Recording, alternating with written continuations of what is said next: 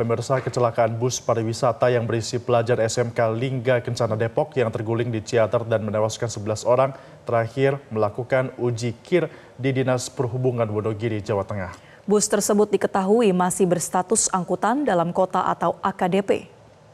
Kepala Dishub Wonogiri, Waluyo, menjelaskan jika bus yang menewaskan 11 orang tersebut masih berstatus kendaraan angkutan umum antar kota, bukan bus pariwisata.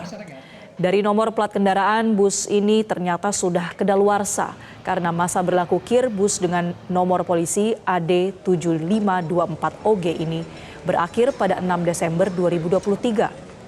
Menurut data Dinas Perhubungan Wonogiri, bus tersebut terakhir melakukan uji KIR pada bulan Juni tahun 2023.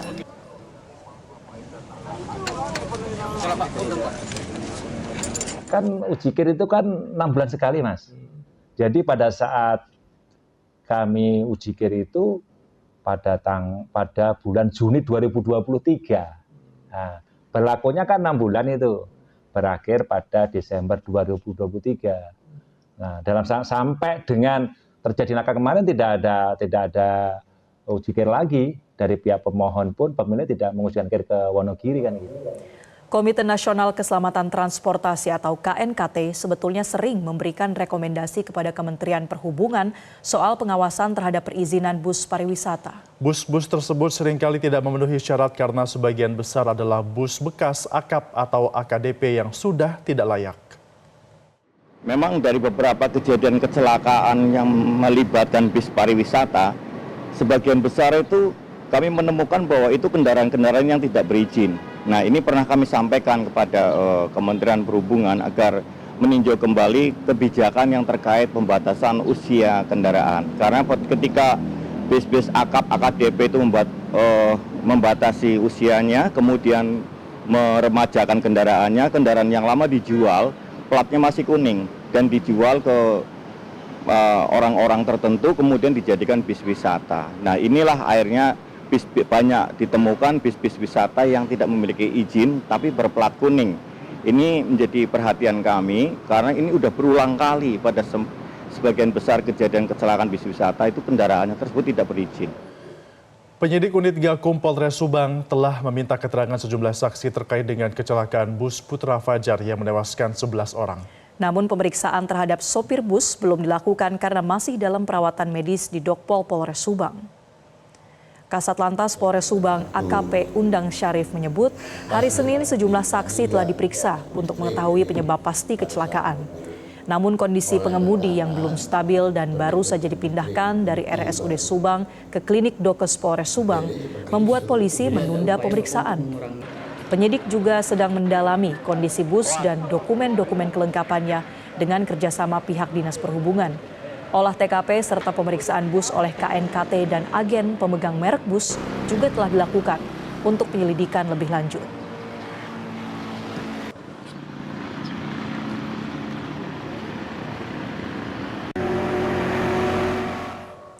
Bus Putra Fajar diduga bus yang sudah tua dan tidak layak jalan sebagai bus pariwisata. Hal itu dibuktikan dari izin KIR yang sudah kadaluarsa dan hal ini sesuai dengan penyelidikan sementara yang menemukan kebocoran pada fungsi rem.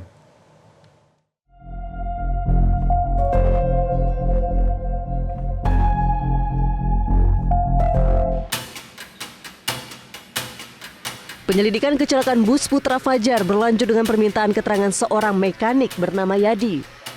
Yadi mengakui dengan singkat bahwa pihaknya diminta membantu memperbaiki rem bus Putra Fajar di kawasan Tangkuban Perahu.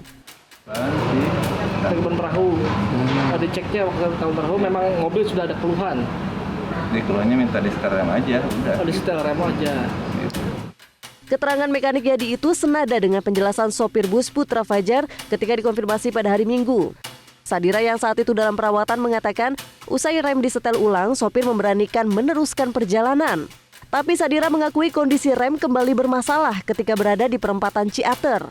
Saat itu saya sudah perbaiki, dari atas juga sudah setel rem gitu. Sudah perbaiki, sudah semua, saya sampai manggil montir ya kan. Udah dicek yang montir aman, ya saya lanjutkan gitu. Benar. Tiap minggu pun saya kemari, bukannya saya tidak tahu situasi jalan, ya kan. Cuma ya berhubung emang pada saat itu rem hilang angin, nah itulah saya sudah mulai nyari penyelamat gitu kan. Bus Putra Fajar diduga sudah tidak laik sebagai bus pariwisata, dilihat dari usianya yang disebut-sebut lebih dari 15 tahun. Izin bus ini juga diduga sudah kedaluarsa sejak Desember 2023. Selain itu, bus diduga mengalami perombakan dari dek biasa menjadi dek tinggi, di mana perubahan fisik bus sedang menjadi perhatian KNKT. Kebocoran itu baik itu oli maupun kebocoran dari gas atau angin yang keluar. Ini kendaraan tahun 2006. Ganti sasis atau gimana Pak? Ya, ini sudah melaksanakan uji kir, tetapi batas waktu ujinya sudah lewat. Ya, batas uji ini tanggal 6 Desember 2023. Sudah habis? Ya, sudah habis masa berlakunya. Namun pihak sekolah mengaku tidak mengetahui segudang masalah bus Putra Fajar. Sekolah menyebut mereka telah 2 kali menggunakan jasa bus yang sama. Ini kita pakai Will-in ini yang kedua kali ya. Karena yang pertama memang pelayanannya cukup memuaskan gitu ya, makanya kita pakai gunakan kembali. Yang di pertama itu baik-baik saja, bahkan kita dari pihak sekolah berpesan kepada pihak travel mengatakan tolong berikan pelayanan ketika kita melaksanakan kegiatan di tahun yang kemarin, karena itu sudah cukup memuaskan untuk pelayanan anak-anak, merasa itu saya minta itu sebetulnya.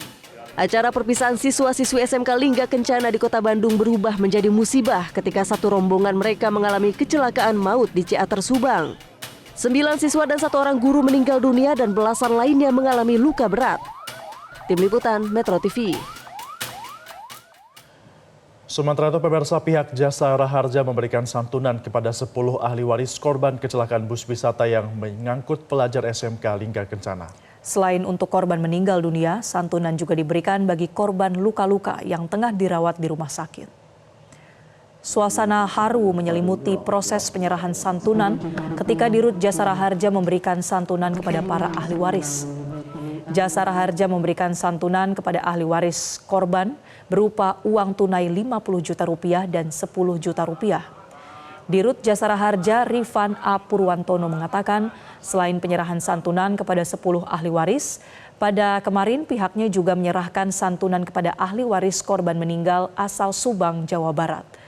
Untuk korban luka ringan maupun luka berat akan mendapat jaminan maksimal 20 juta rupiah.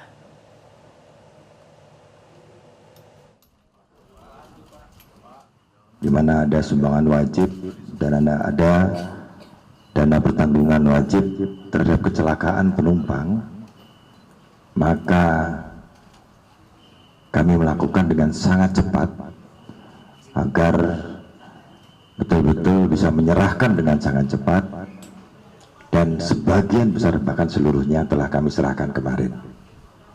Jadi di sebelum 24 jam setelah kita serahkan kepada seluruh ahli waris. Hari ini adalah secara simbolis dan termasuk kepada korban luka-luka tetap menjadi tanggung jawab kami. Pihak SMK Lingga Kencana mengatakan kegiatan wisata yang diadakan sudah mendapat persetujuan dari wali murid saat rapat sekolah. Hal ini dikatakan oleh Kepala SMK Lingga Kencana, Sahroji, usai adanya tudingan dari wali murid yang menuduh pihak sekolah bahwa perjalanan tersebut tidak sesuai dengan yang dirapatkan sebelumnya. Sahroji membantah pernyataan tersebut karena menurutnya perjalanan ke luar kota bisa terlaksana karena sudah ada persetujuan dari para wali murid sebelumnya.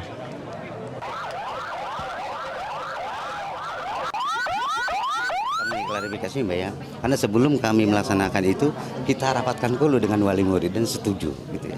Itu kita datang, kita undang wali murid bahwasannya untuk dalam kegiatan ini kita langsungkan di acara jalan-jalan anak-anak sekalian. Itu kita panggil dulu oleh murid. Jelajahi cara baru mendapatkan informasi. Download Metro TV Extend sekarang.